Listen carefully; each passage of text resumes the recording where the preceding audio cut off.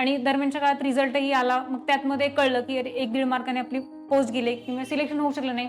प्रचंड त्रास झाला मनाला, मानसिक म्हणजे मनातून खचल्यासारखं झालं. एकदम सहज गोष्ट नाही, की सहजासहजी आलेलं असं सहजासहजी सोडणं इतकं सोपं नसतं. तसंही काहीसं माझ्या बाबतीत झालं असं मी म्हणेन. एम-व्ही-आय-आर-टी-ओची पोस्ट गेली. फ्रीमध्ये सिलेक्शन होऊ शकलं नाही. मग पुढे कुठली ॲडही नव्हती. मग थोडंसं मानसिक धैर्य खचलं होतं आणि मी जाणीवपूर्वक सांगेन, की माझी एम-व्ही-आय-आर-टी-ओ असू दे किंवा एम-ई-एस असू दे, ही जी पोस्ट आहे ना, ती फक्त नॉन टेक्निकलच्या अभ्यासाकडे थोडंसं दुर्लक्ष झाल्यामुळेच मला तो फटका तिथे बसलेला आहे. यावेळी ठरवलं, की नाही आत्ता नाही थांबायचं. पोस्ट आत्ता घ्यायचीच, सिक्युअर करायचीच. कारण जी-एसचं कारण द्यायला मग इथे जी-एस पण नाहीये. मग असं ठरवलं, की नाही आत्ता हे घ्यायचंच. काही होऊ दे, कितीही त्रास होऊ दे, प्रचंड त्रास होऊ दे, घ्यायचंच. शेवटी एकच सांगावसं वाटतंय, every successful person has a painful story and every painful story has a successful ending. नमस्कार, माझं नाव स्नेहल सापळे. महाजन असिस्टंट इंजिनियर या पदावर माझी निवड झाली आहे. त्याबद्दल मला तुम्हाला अभ्यास ते पोस्ट हा जो काही माझा प्रवास आहे, तो मला तुमच्यासमोर मांडायचा आहे.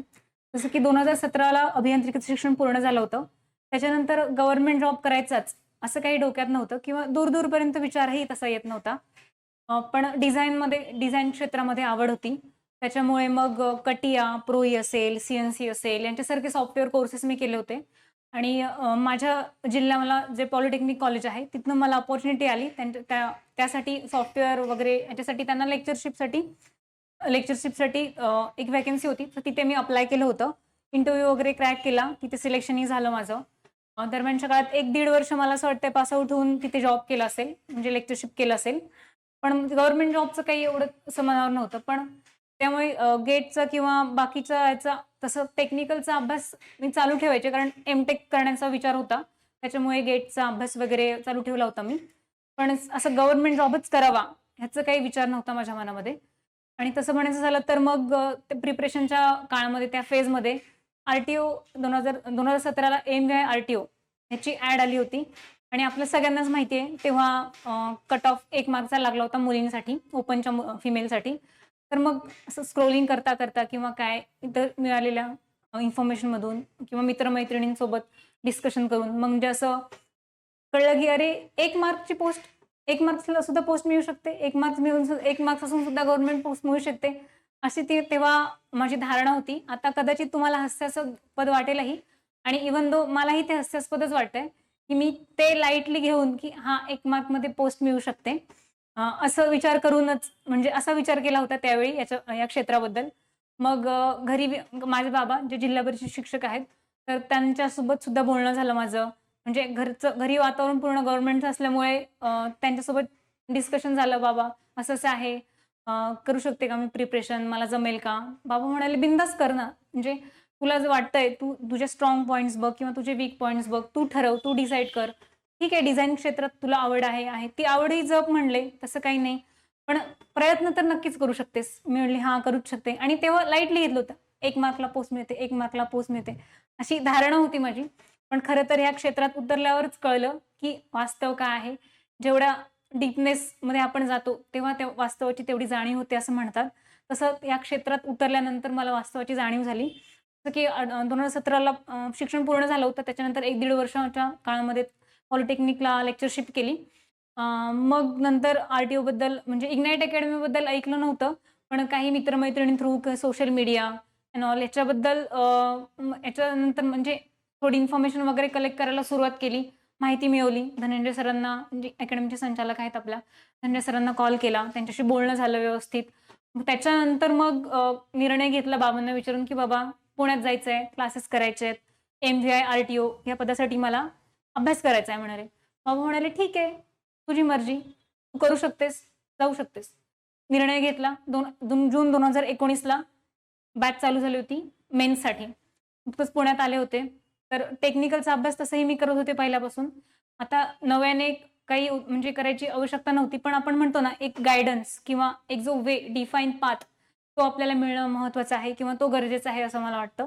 तसंच ते काम मला असं वाटतं इग्नाईट अकॅडमीने प्रॉपर केलेलं आहे. कारण काहीच ज्ञान नव्हतं या विषयातलं किंवा काहीच असं अनुभवही नव्हता किंवा कसं प्रिपरेशन स्टार्ट करावं, ही फेज कशी हँडल करावी, असं काहीच नव्हतं. दरम्यानच्या काळात आपल्याला सगळ्यांनाच माहिती आहे, की बी-एम-सीची ॲड आली होती तेव्हा. 18-19ला किंवा RRBची ॲड आली असेल. पण तेव्हा माझ्या बॅचेसही स्टार्ट झाल्या होत्या. टेक्निकलचे 4-5 सब्जेक्टही कंप्लीट झाले होते. पण पूर्णत्व नव्हतं मी असं म्हणेन. त्या अभ्यासाला पूर्णत्व आलेलं नव्हतं. त्याच्यामुळे तिथे RRB असेल, BMC असेल तिथं काही कारणांमुळे किंवा माझ्या मी केलेल्या चुकांमुळे म्हणजे प्रॉपर टेक्निकल, नॉन टेक्निकल ह्याच्या अभ्यासामध्ये कन्फ्युजन झाल्यामुळे असेल, तिथे माझं सिलेक्शन होऊ शकलेलं नाहीये. तर ते ओव्हरकम करण्यासाठी किंवा त्यामुळे मी खचून गेले किंवा अशा गोष्टी घडल्या माझ्यासोबत. पण तिथे खचून न जाता पुन्हा उभी राहिले किंवा अभ्यासासाठी पुन्हा म्हटलं, की नाही आता आपल्याला MVI RTOसाठी करायचंच आहे ना प्रिपरेशन, नाही मग ते फोकसली केलंच पाहिजे. मग दरम्यान बॅचेस वगैरे पूर्ण झाली. 2019ला स्टार्ट झाली होती टेक्निकल बॅच. मग तो अभ्यास करत टेक्निकलचा प्रॉपर तेव्हा नॉन टेक्निकलचा काही अभ्यास करत नव्हते मी. फक्त जस्ट ओव्हरलूक करायचे.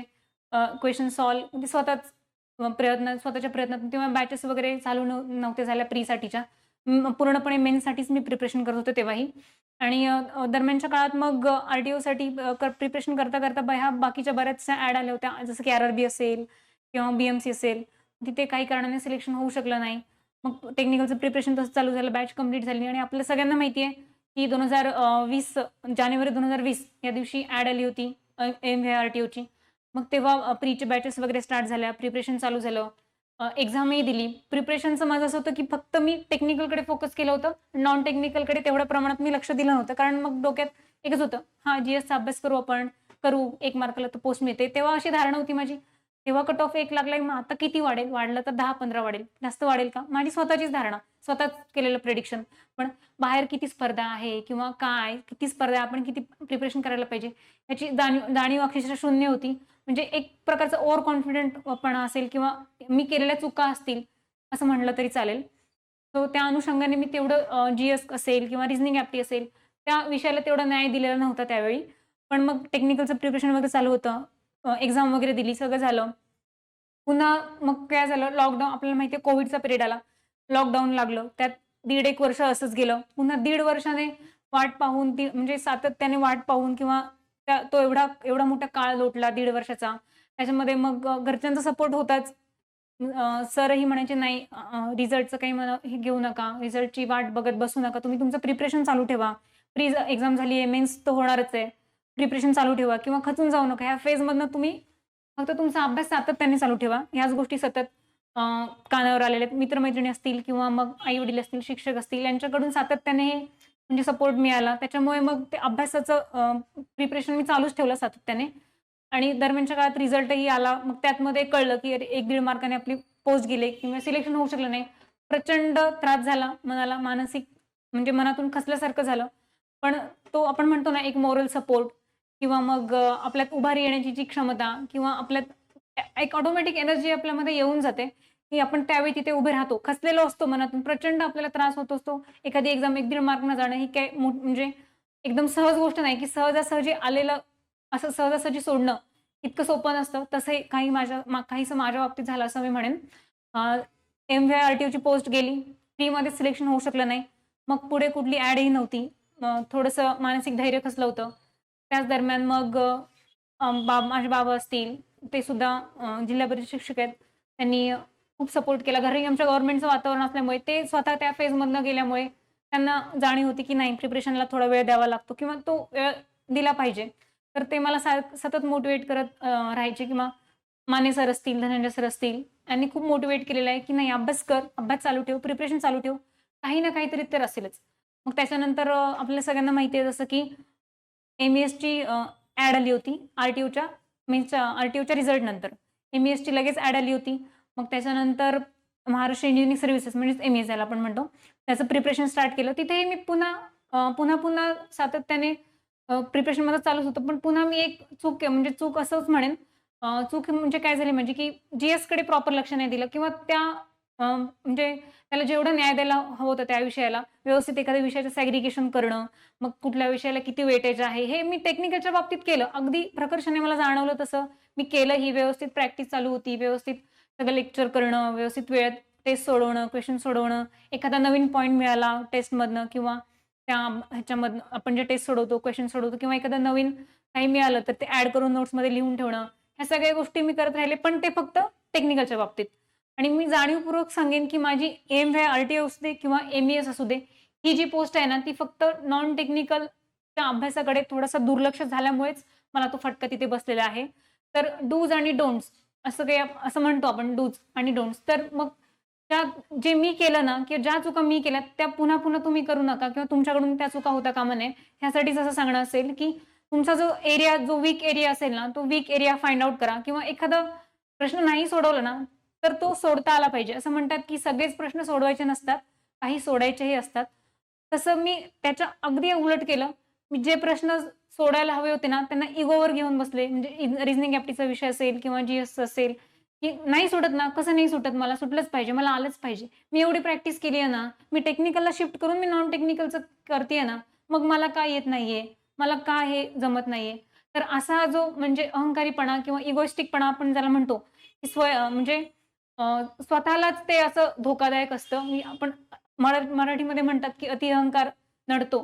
त्याचप्रमाणे तो मला नडलेला आहे असं मी म्हणेन. कारण जीएस आणि रिझनिंग म्हणजे नॉन टेक्निकलच्या बाबतीत जसं की तुम्हाला म्हणाले, की ज्या विषयाचं जेवढं वेटेज आहे, विषयाला जेवढं वेटेज असेल किंवा जेवढं न्याय द्यायला लागतो त्या सब्जेक्टला, तेवढा तुम्ही द्या. तुम्हाला परीक्षार्थी व्हायचंय, तुम्हाला इथे नॉलेजने संपन्न नाही व्हायचंय किंवा नॉलेजने परिपूर्ण व्हायचं नाहीये. कारण आपण एक परीक्षार्थी म्हणून जर परीक्षेकडे पाहिलं, तर आपण योग्य तो रिझल्ट देऊ शकतो असं मला वाटतंय. तर मग ह्या ज्या चुका मी आर-टी-ओ आणि एम-ई-एसला केल्या, त्या मला खूप महागात पडल्या, खूप फटका बसला त्याचा. तर त्यानंतरच्या काळात पुढे कुठली ॲड नव्हती किंवा मानसिक धैर्य खचलेलं होतं. दरम्यानच्या काळात सरांना पण विचारणं व्हायचंच अधूनमधून, "सर पुढची ॲड वगैरे कधी येईल?" काय असं हे सातत्याने होत राहिलेल्या त्या गोष्टी.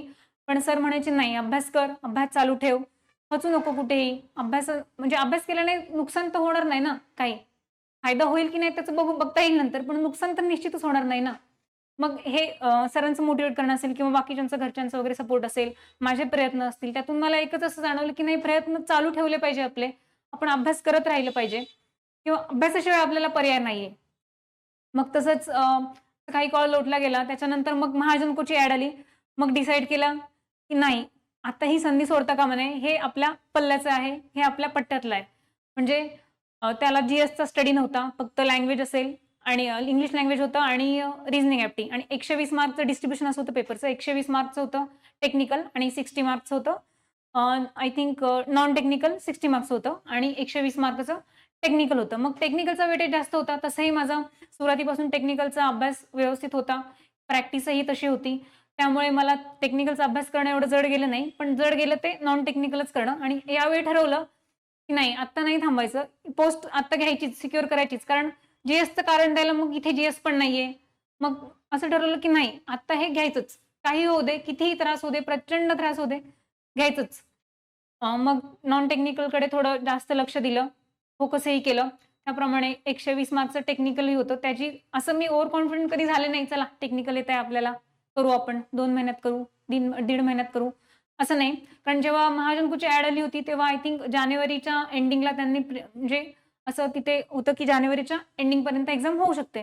पण काही टेक्निकल इश्यूज असतील किंवा काही प्रॉब्लेम असतील, त्याच्यामुळे ते एक्झामचा कालावधी पुढे-पुढे जात गेला.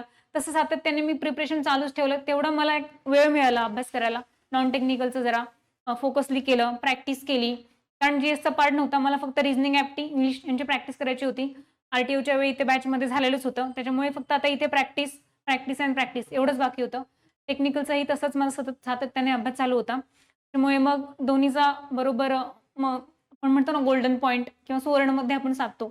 तसा काइंड ऑफ बॅलन्स केला मी. दोन्हीकडे तेवढंच प्रॉपर लक्ष दिलं. म्हटलं आता काही होऊ दे. टेक्निकलच्या अभ्यासाबरोबर नॉन टेक्निकलचा अभ्यास करणं तेवढंच महत्त्वाचं आहे आणि तेवढंच इम्पोर्टन्स त्याला दिलं गेलं पाहिजे. असं होऊ नये की टेक्निकलचा अभ्यास खूप छान आहे. नॉन टेक्निकलच्या एका मार्कमुळे आपली पोस्ट जाता कामा नये. कारण दोन्ही वेळा तसाच अनुभव होता. त्याच्यामुळे आता ठरवलं नाहीच. आता हे घ्यायचंच. मग सातत्याने अभ्यास सुरू ठेवला आणि दरम्यानच्या काळात मग महाजनकोची एक्झाम आय थिंक 27 एप्रिलला झाली होती.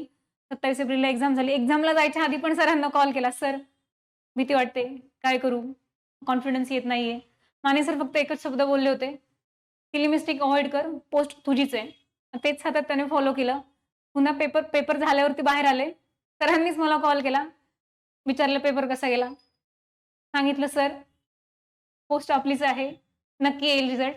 तुम्ही शिकवलेल्या बाहेर एकही अक्षर आलेलं नव्हतं." आणि खरंच तसं तसं झालं.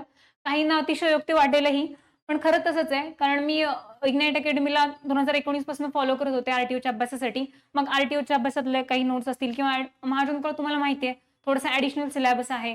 तो त्याच्यामधले काही पॉइंट्स किंवा इतर आपण जेव्हा क्वेशन सोडवतो किंवा इतर मित्र-मैत्रिणींकडून आपण डिस्कशन करत असतो, तेव्हा एखाद्याकडून आपल्याला जो माहीत नसतो पॉइंट तो समोरच्याकडून कळतो. तशा काही गोष्टींमुळे डेटा वगैरे ॲड करत नोट्स ज्या बनवल्या होत्या, त्याच्या पलीकडे मी काही वाचलेलं नाहीये. रेफरन्स बुकचा आर सुद्धा मला माहीत नाही. रेफरन्स बुक तर मी बघितलेलंच नाहीये. फक्त ज्या काही अकॅडमिक नोट्स असतील किंवा माझं काही सेल्फ असेल प्रिपरेशन, त्याच गोष्टींवरती हे सगळं साध्य झालेलं आहे असं मला वाटतं. कारण ज्या प्रिपरेशनच्या काळात जेव्हा मी आर-टी-ओपासून प्रिपरेशन करत होते, तेव्हा असं केलं नाही, की आज वाचा, मग उद्या रेस्ट घ्या, मग परवा वाचा, असं नाही. मी 1 तास का होईना, अति कंटाळा जरी आला ना, तरी 1 तास का होईना, मी अभ्यास करायचेच. ठीक आहे, वाचायचा कंटाळा आला असेल, तर मी 1 तास क्वेशन सोडव किंवा उगाचच फॉर्म्युले बघ, फॉर्म्युले लिहून काढ. असं ह्या प्रकारे 1 तास का होईना, पण तो अभ्यास केलेलाच आहे आणि मला असं वाटतं तो प्रॉपर न्याय मी दिलेला आहे त्या अभ्यासाला आणि त्यामुळेच आजचा दिवस हा मला पाहायला मिळाला. शेवटी तुमचा अभ्यास करणं किंवा तुमची मेहनत हे महत्त्वाचं आहेच. पण आपण म्हणतो ना, की एक वाट सापडावी लागते त्यासाठी. त्यासाठी आपलं फ्रेंड सर्कल असेल, आपले आई-वडील किंवा शिक्षक असतील किंवा आपण ज्या माध्यमाद्वारे शिकतो, त्यांच्याकडून आपल्याला मिळालेली इन्फॉर्मेशन असेल, आपले प्रयत्न असतील, हे सगळं आपल्याबरोबर असतं. ह्यांचा सपोर्ट आपल्यासोबत असतो. फक्त आपण करणं महत्त्वाचं असतं. आपण कुठेतरी त्या सगळ्याला न्याय दिला पाहिजे, असं मला वाटतं. शेवटी एकच सांगावसं वाटतंय, every successful person has a painful story and every painful story has a successful ending. ही जी वाक्यरचना आहे, ती मी सातत्याने अनुभवत आली आहे आणि आज तो अनुभव मला खरंच जगायला खूप आवडतोय. धन्यवाद.